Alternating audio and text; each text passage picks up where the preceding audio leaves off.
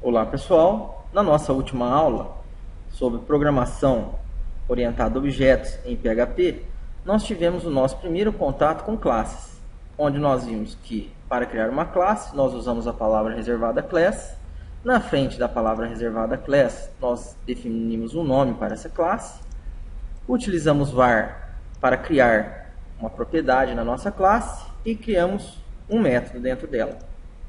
Porém, pessoal, algumas coisas nós não utilizamos mais no PHP 5. O var, por exemplo, nós utilizávamos muito na versão 4 do PHP. Então, o que nós vamos fazer agora, pessoal? Nós vamos aprender um pouco mais sobre classes no PHP. Então, para ficar mais interessante o nosso programa, pessoal, o que eu vou fazer?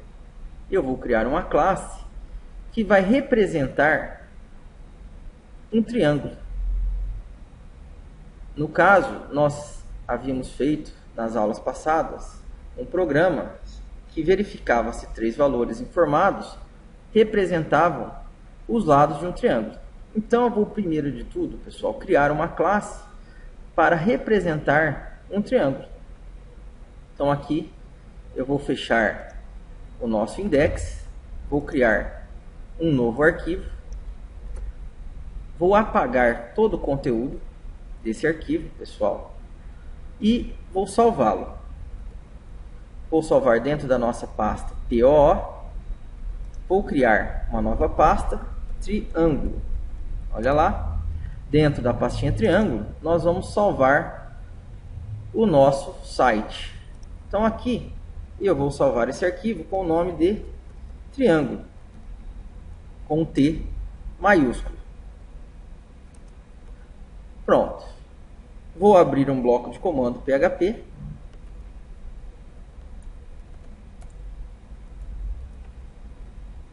E aqui, pessoal, esse arquivo vai representar a nossa classe triângulo. Então, primeiro de tudo, eu utilizo a palavra class para indicar que eu vou criar uma classe. Agora, eu vou dar um nome para a minha classe, pessoal. Vou chamar a minha classe de triângulo. Maravilha. Agora, eu vou criar os elementos que irão pertencer à minha classe. Primeiro de tudo, o que eu vou criar dentro da minha classe, pessoal? Eu vou criar as propriedades que representam os lados do meu triângulo. O lado A, o lado B e o lado C. Quando eu utilizo a palavra public, pessoal, significa o quê? Que todos vão ter acesso ao método ou à propriedade que eu estou criando na minha classe. Então, public A,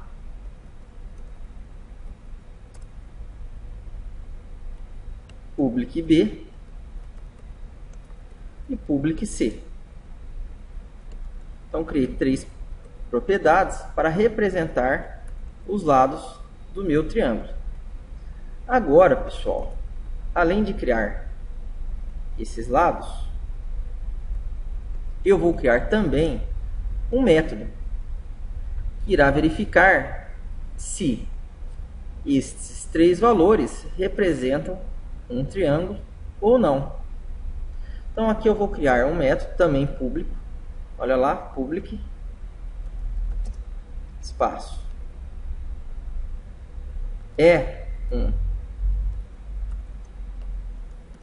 triângulo, ou melhor, os verifica se é um triângulo.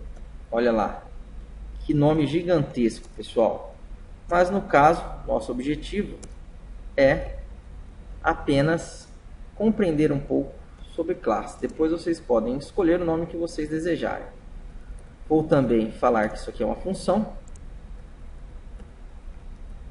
que não recebe parâmetro algum. E aqui, pessoal, eu vou fazer a seguinte coisa. Eu vou verificar se os valores de A, B e C representam um triângulo. Caso representem, eu vou exibir uma mensagem na tela que representa os lados de um triângulo. Caso contrário, eu vou falar que não representa os lados de um triângulo. Então, olha aqui. Primeiro de tudo, eu vou fazer um if. Dentro desse if, eu vou colocar a seguinte mensagem. Ou melhor, fazer ao contrário. Então aqui, eu vou fazer a seguinte coisa. Vou criar uma variável chamada de MSG e vou atribuir o seguinte texto para ela. Não representa um triângulo. Então, olha lá, criei a minha mensagem. E agora, no meu if, pessoal, eu vou fazer a seguinte coisa. Vou falar que eu vou acessar uma propriedade do meu triângulo, da minha classe triângulo. Então, se o A for menor que a soma do B mais C do B mais o C e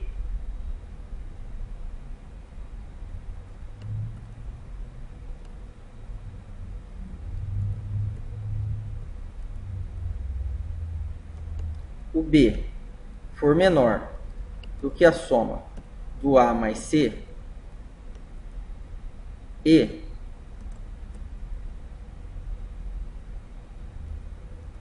o C for menor que a soma do A mais B, então significa que esses três lados representam os lados de um triângulo. Então eu vou modificar a minha mensagem. Eu vou fazer com que o meu MSG receba o seguinte texto.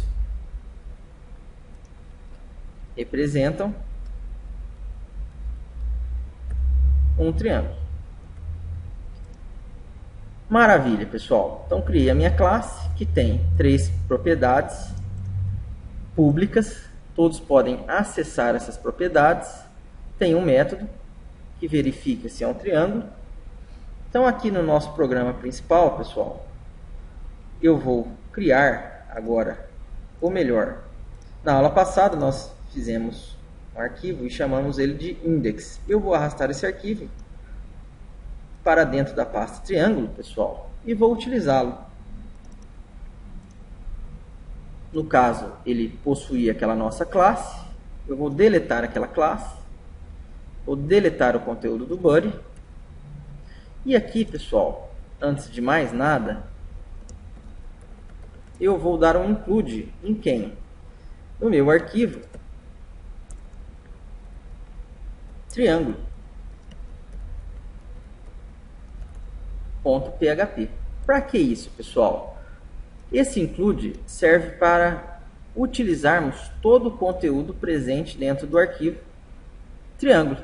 É como se eu tivesse copiado tudo que tem aqui dentro e colado exatamente aqui nessa linha.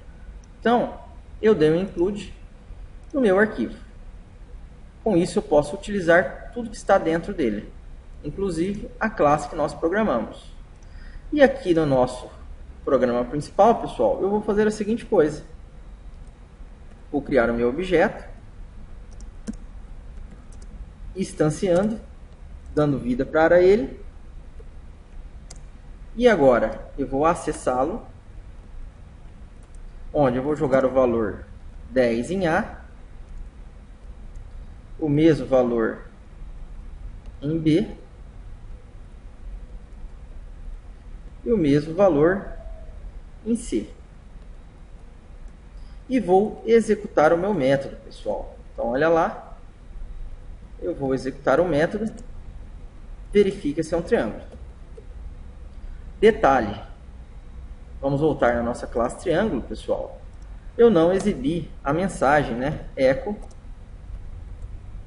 MSG. Então, olha lá. A variável MSG não representa, ou melhor, ela não é uma propriedade ou um método da nossa classe. Então eu não preciso colocar o TIS na frente dela. Maravilha. Então agora, pessoal, vamos fazer um teste. Vou entrar na minha pastinha triângulo. Olha lá, a mensagem representa um triângulo. Vou testar novamente, fazendo o quê? Modificando o valor do A. Vou colocar o valor 100. Vamos testar novamente. Olha lá, não representa um triângulo. Então, pessoal, nós conseguimos utilizar o nosso objeto do tipo triângulo. Porém, não é comum nós criarmos propriedades públicas. Então, o correto seria o quê? Criarmos propriedades privadas. A palavra reservada private, pessoal, significa que tanto a propriedade quanto o método que for private só é visível a quem? A própria classe. Então agora no nosso index, olha lá, na hora de eu escrever o meu obj, reparem que ele não está mostrando mais o A, o B e o C. Por quê? Porque são propriedades privadas que apenas a própria classe consegue visualizar. Então, como eu deixei essas propriedades privadas, pessoal, eu preciso criar um método get e um método set para acessar as mesmas, colocando valores dentro delas ou pegando os valores de dentro delas. Então, aqui, public function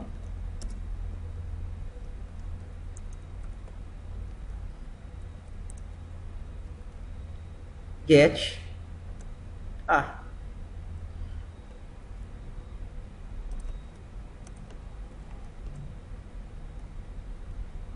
Public function set A.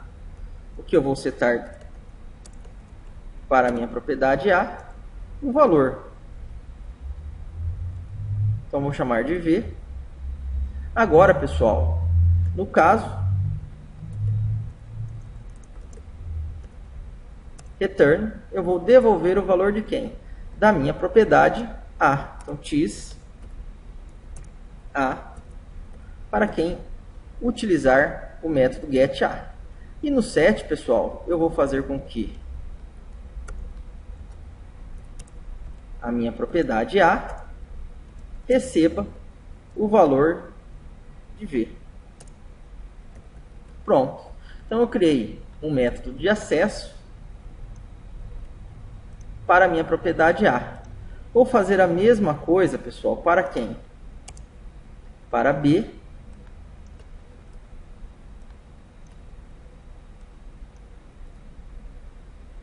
Para C.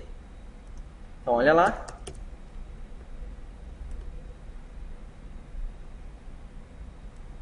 Get